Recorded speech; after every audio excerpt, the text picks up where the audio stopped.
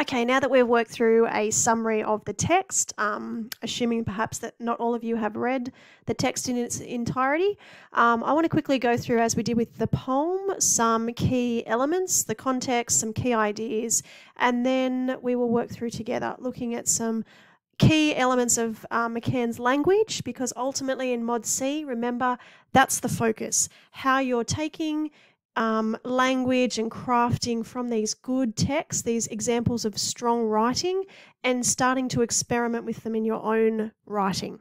So 13 ways of looking. I'm still in the booklet here, looking at the context of McCann. Of course, if you were in my Year 11 advanced classes, we have looked at McCann as a writer. We studied his letters to a young writer way back in term 1. We used that to obviously prompt some of your own writing in that unit. So McCann, just to remind you very quickly, is very successful contemporary writer. He has an Irish background, but has been living in America predominantly. All right, so he has dual American and Irish citizenship. His writing is very broad, and even in this particular text, remember this is the first story of 4 in this particular text. The other stories aren't quite as long as this one, but they explore similar ideas and themes, but ultimately you've got quite an array of stories here, and one of them is about 9/11, an Afghanistan soldier. So you've got really interesting kind of interweaving of different stories that he writes. He's very broad in terms of his topics. As it says there, he's very passionate about storytelling, and that's a great thing to think about with this writer. The power of stories, that, I'll remind you, is one of our elements in the Text and Human Experiences common module. We looked at that rubric last week, and obviously the impact of stories upon us as humans, how stories resonate and how stories cause us to reflect upon our own experiences and our own lives and our own human condition. So McCann is a great writer to align with the common module, and that's why ultimately we're studying his text right within this common module as well. As it says there, he's a teacher. He's very passionate about teaching his craft, and we know that from what we've already done with him in Year 11. This is interesting. He is, as I mentioned in the past, a co-founder of, as I said before, his passion for storytelling, but it's really about an organisation that strives to give particularly people from underprivileged and marginalised experiences a voice. So this Narrative 4 non-profit organisation that he's a co-founder of, it's about bringing young people together from all over the world to walk in one another's shoes. That concept of empathy, which is a really significant human experience, having empathy and compassion for others. It says there, it's a means of breaking down barriers. And the quote, it's an act of radical empathy, says McCann. You tell my story and I'll tell yours. So this whole experience of bringing young people together from alternative backgrounds and giving them an opportunity to share their stories. And it's quite remarkable to see some of what they have achieved in terms of changing people's lives and giving them a fresh perspective and a new understanding of experience. Interestingly, why I raise your attention here, it's because this particular text was shaped by a very significant experience in McCann's own life. He obviously has an ability with his own storytelling, but quite interestingly, as we see in this story, in this novella, McCann himself was attacked. He was attacked out on an American street and quite brutally attacked as he tried to intervene in a domestic assault between a husband and a wife. And this particular perpetrator, McCann had intervened obviously to help the woman, and the husband supposedly left the situation, walked off and walked around the block and then came back and quite violently attacked McCann to the point where he was punched in the head, he was left unconscious and he was hospitalised.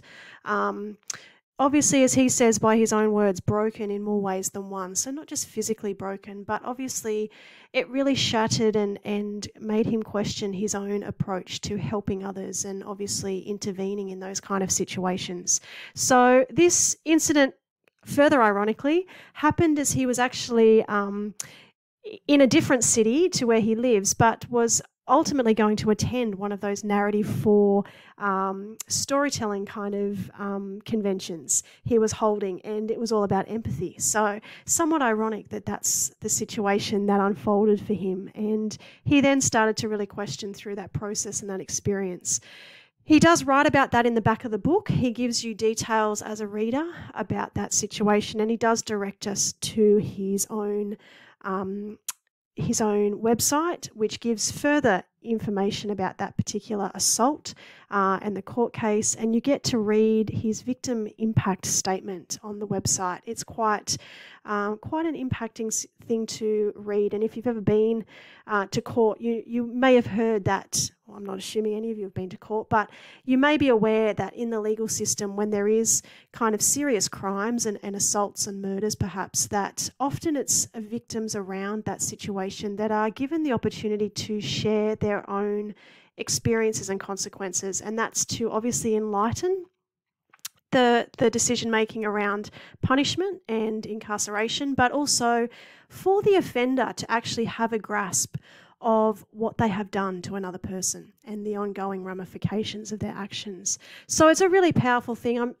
There's quite graphic images of him in hospital, so that's just an as a side. Why is it important for us? Because ultimately, Year 12, I want you conscious that lots of storytelling is born out of our own experiences. Now here, obviously McCann has not written about his own exact situation, but the point being, he's taken a real life experience and he's crafted through that. And that's what good stories and good and imaginative writing does. It really takes something that we know and understand and then crafts a character and crafts a story and a situation. So I want you aware of that and striving even to replicate that in some of your own writing. Interestingly, he gives us some more details, but that whole premise of having a new way of looking and that 13 ways of looking at a situation kind of then has greater resonance perhaps with what he's doing in the story. Scrolling down a little bit further in your booklet, as I said to you in regards to text 1 in terms of our poem, what you're required to take from the Mod C text is really inspiration. It's models and elements that you can use in your own writing to make your own writing better. So it's a really an encouragement of really borrowing extensively from what you're reading in these texts and using that to shape your own writing. So you've got some great ideas here, and again, we're exploring them obviously embedded within the common module. So it makes sense that obviously one of those big ideas in this story is the notion of the human condition. How as humans we have experiences, how our attitudes and our thinking and even our emotions are all shaped by what we're going through in life. So you get some really great characterization obviously by McCann, as it says there in the notes. McCann's undeniable talent is his ability to focalise through his characters. So even though this is a relatively short story, it might not seem like a short story to you when you're reading about 140 odd pages, but a story that you can sit and read in a 3-hour or so sitting is not a long story.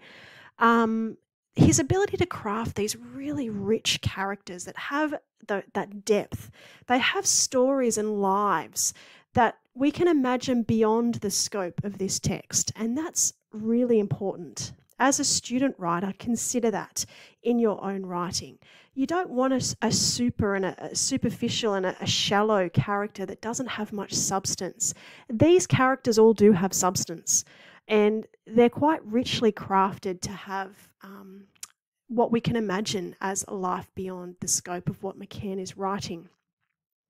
So interestingly, you've got, obviously, as I mentioned in the recording before, Mendelssohn particularly is our driving character. His frustrations, his bitterness with aging, his limitations as he is now physically old and relies upon others to do very basic things in his own life.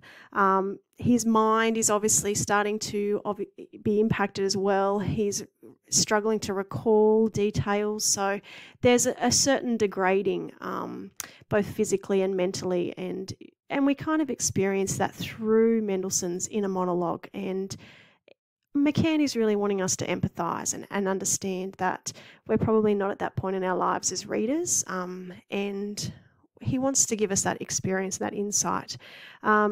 He's preoccupied for much of the book. He's troubled by time slipping away. That notion of time is so significant in this text.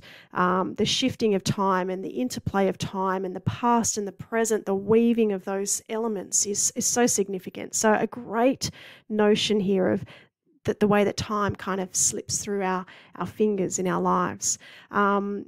The relationships, a very significant part of human experience is relationships, and we get such a great diversity of relationships in this text, and particularly his frustrations and disappointment with his adult son Elliot. And then interestingly, contrasting that is Mendelssohn's own admiration for his daughter, who's absent. She's obviously positioned and overseas, and he's certainly missing her and is quite admiring of what she's doing in terms of her positioning in peace in Israel. So you get this kind of interesting absence, and obviously his dead wife, and the way that he crafts that character as well. So you get some really great experiences of the human condition.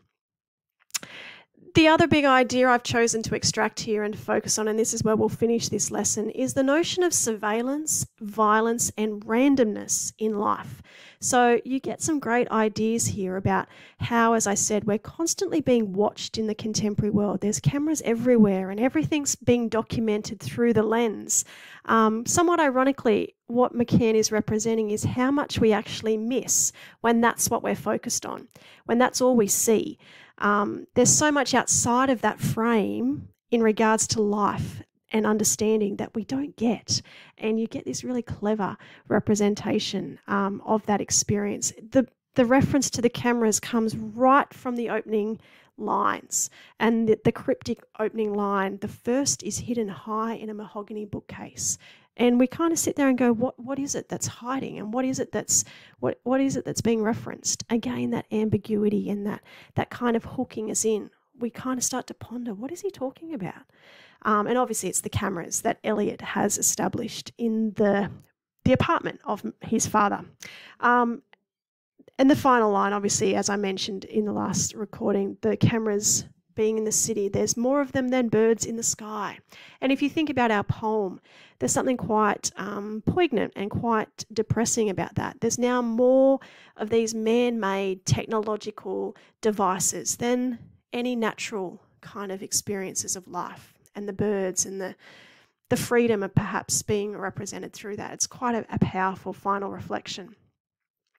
Obviously, as I mentioned, the violence is a big idea as well, based upon certainly McCann's own experiences and the attack that he experienced in his life. And certainly you get a lot of an unsettling undertone, as it says there, in regards to lack of trust and transparency.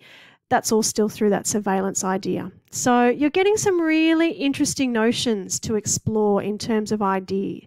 The randomness of life, this random attack, which culminates Mendelssohn's life. And it's somewhat, again, really disturbing to think about. We kind of imagine this old man who's achieved so much in his lifetime being able to die in a certain way. And certainly in life, we don't get those finales sometimes. Sometimes things happen that are really unfair and unjust and random.